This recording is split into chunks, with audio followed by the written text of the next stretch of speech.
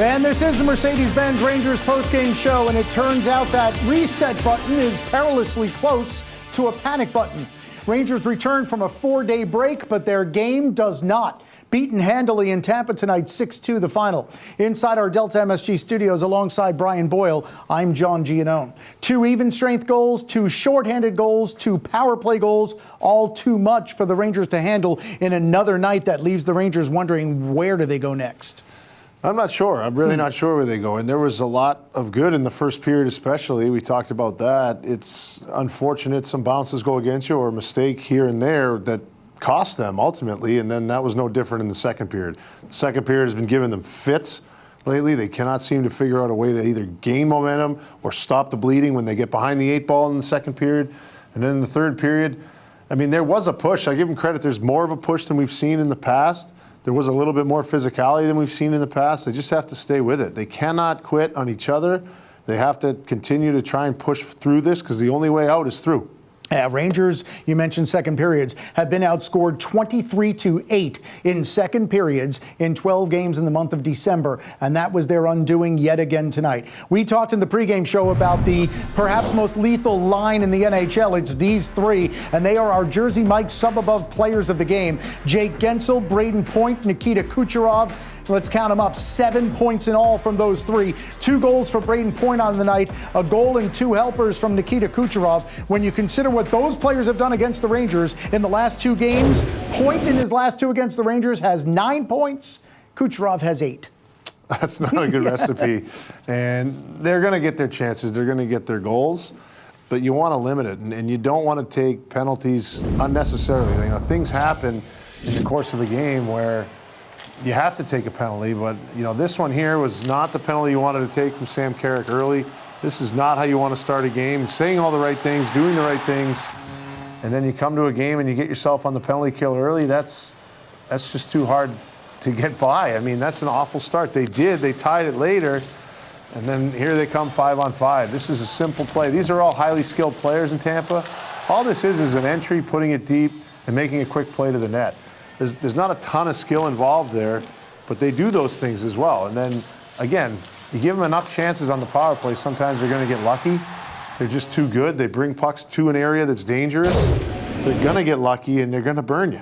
Yeah, and we talked about what the Tampa Bay Lightning did in the month of December as well, while we chronicled the Rangers' struggles. Lightning now 8-2 in December. They have the #1 power play in the NHL during that span. They've scored the most goals in the league during that span. They've allowed the fewest goals in the league during that span as well, and they have moved from on the cusp of a playoff spot to comfortably now 5 points ahead of that cut line in the East. They did it also on a night where they scored twice, Brian, while shorthanded. Rangers had allowed only 1 shorthanded goal all season, and in the span of 7 minutes, they allowed them to Cirelli and McDonough. Well, and if you look at it, it's Cirelli and Hagel go down on a 2-on-1. They're obviously elite players. They're 200-foot players and responsible ones. They can play, and they're elite. They're elite in this league. I just think that the Rangers did good things on the power play. They had some looks and they had some chances. This is what elite teams can do. Now, Ryan McDonough, it's his first goal of the year, and Joe mentioned it as well, that this isn't a goal that Igor normally gives up. So you just kind of have to put it behind you and then try to get something going on your power play. And this is just a great stick from Hagel, who's having a phenomenal year. But these are 2 elite players, and they kill penalties as well as play on the power play. If they get a chance, they're going to bury it. It's not me going down on a 2-on-1 throwing in shin pads. These are all-star level players that win you championships. The Lightning are where they are in December because they have healthy guys back. Cirelli has missed some time. This is a contending team to win a Stanley Cup. And you measure yourself against them. The Rangers had those aspirations in the early season. They fell very short tonight. For Ryan McDonough, that's his first shorthanded goal since he was the captain of the Rangers back in the 2016-17 season. All right, so now you look at the Rangers have lost 6 of their last 7. It's by a combined 25-9. So in that span, they're allowing about 3.5 goals a game on average. They're scoring a little bit more than 1 goal a game on average. What's more troubling, Brian, what they're doing in their own end or what they're not doing nearly enough in the offensive zone?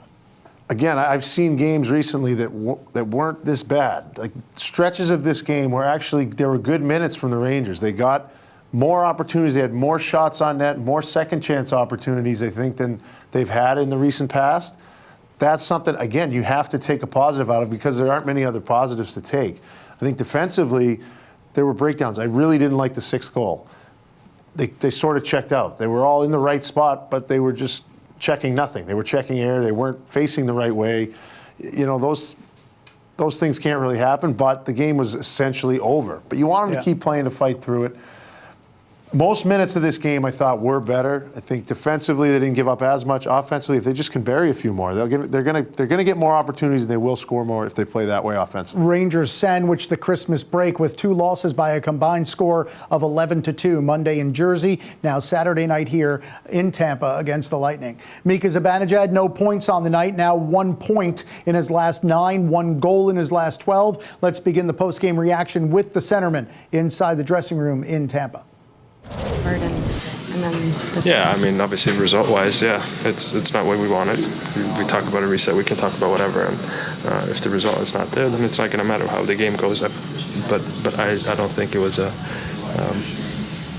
6-2 game like that. Like I said, there's the special teams that kind of get to us. We don't score on ours, and we on our power play, and we let in 2 goals. But we put ourselves in a bad spot. I don't think that's the effort. I don't think that's the team itself or how we came out, how we started. I don't think that's why we lose a game. What do we have? 45 shots.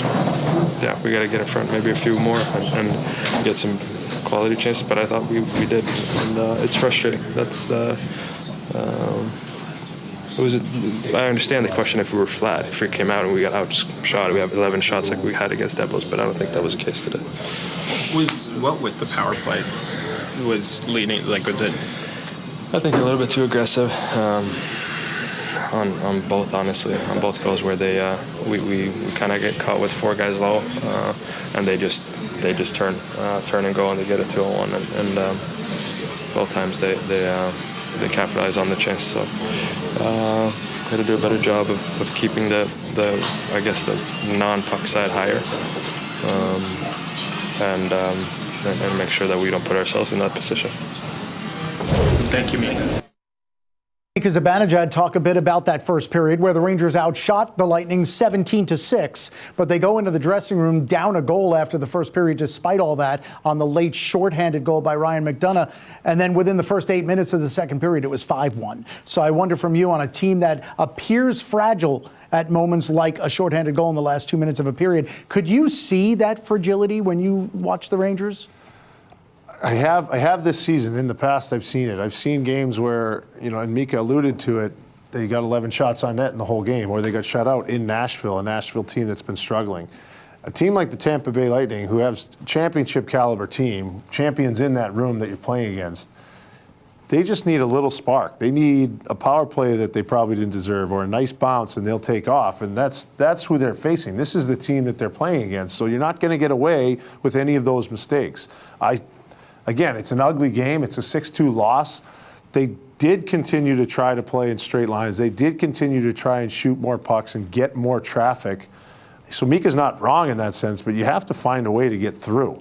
Mm-hmm. You have to find a way to get the third opportunity, and you certainly can't give up anything. And again, I didn't like the very end when they gave up the 6th goal, and you could say it's the 6th goal in a 6-2 game. But when you're battling for your pride and you're battling to get out of this hole you've dug yourself into as a team, underachieving, you can't let things like that slip in, because that's a virus. That'll come in and that'll take over again, and it'll be even harder to get out of it. All right, so the Rangers lose for the 6th time in the last 7 games, and now they'll pack their bags, go across the state, and have to face the defending champion Florida Panthers on Monday.